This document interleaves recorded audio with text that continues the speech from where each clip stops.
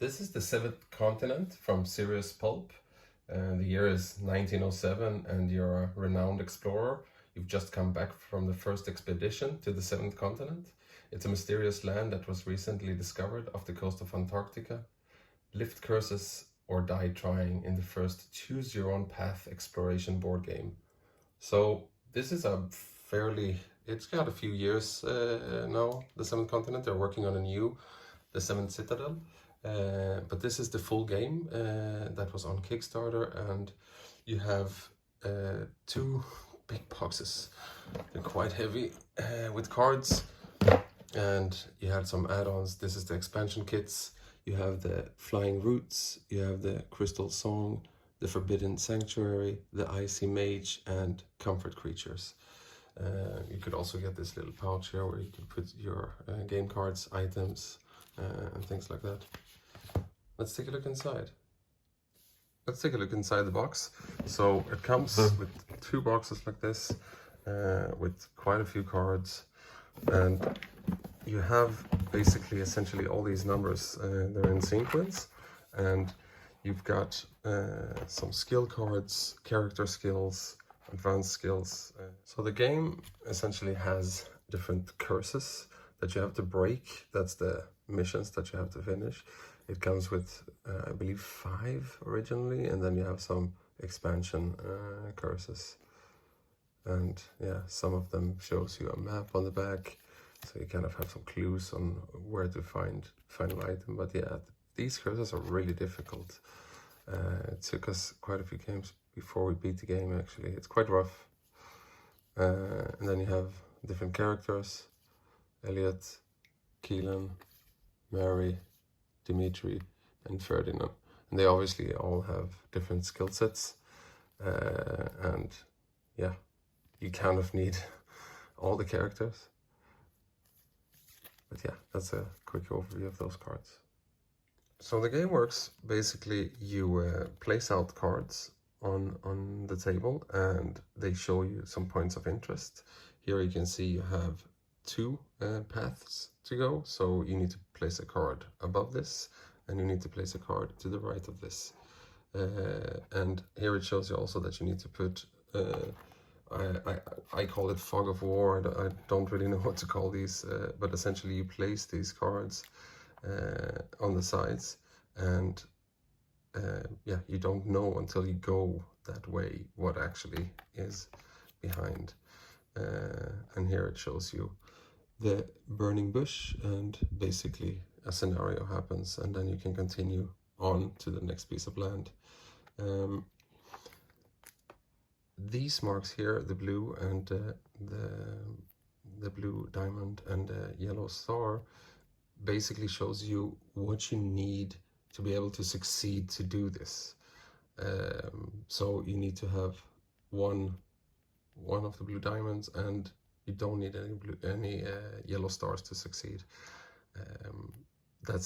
You get that within your cards and your items, what you can succeed and what you can't.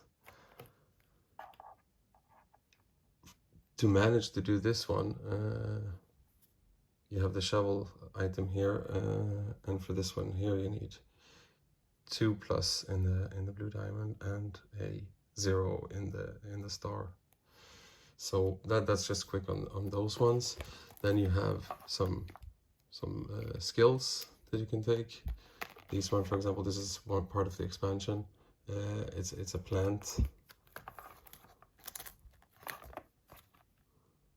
Yeah, and here's one of the cards. Essentially, you take, these are action cards, and you use them. They're both your kind of life and your action cards. So you use them to succeed in things. And I just showed you that you don't need stars, but this one will essentially give you a star. And if you have other cards that have similar with star and another half star, you can put them together and succeed. So if you need like 2 stars, you could succeed that with another card. With this one, you can succeed with one star. Let's take a look at another card. This is the walking stick. Yeah, this is a nice item to have in the beginning. It's quite expensive to move around in the game, so a walking stick is really helpful. The 4 up here, it shows you, it means that you can use the walking stick 4 times until it's discarded, and you actually need some wood. So when you get this walking stick, you don't get the actual stick, you kind of get the blueprint, let us say, to craft the stick. So when you get this card, you keep it, and then maybe you reach a forest where there is plenty of wood, you can craft this cheaper. So it shows you -2 on the wood, so essentially you could deduct that from the +2 here, so you kind of get this walking stick for free if you're in a land that has wood in it. And then you put a dice on it with the number 4 on it, and then you can use it 4 times. And essentially you can actually use it for walking, but also for fighting. And it deducts you from the action points that you need to succeed with this. So that's another card. What else do we have? Yeah, that's a boring one. Let's look at another card. Yeah, restful sleep. So if you're, for example, in a tired state, you could use this one and get that tired state removed. Otherwise, you need to find a resting place and rest, and that's not always so easy. Now, I've 3D printed some separators here also, just to make it easier to find these particular cards. And these are, for example, like if you're tired or you're injured, you keep this card in your deck, and yeah, you need to do things to remove this injury. So in this case, you need healing, 2+ in the blue diamond, and 3 stars. And then you take the number 3 card and you return this one. So the card builds up all the time. You keep picking out cards to build up the game, and yeah, you find creatures, you find enemies, you find items, and it's really, really nice. It's kind of a mixture between role-playing and board game, and then you can get these expansion packs that I showed before, and these, it essentially just gives you more cards in your deck and more zones to visit. Or like, for example, the plants, it adds weird plants in the world. They come with little extra pieces like these.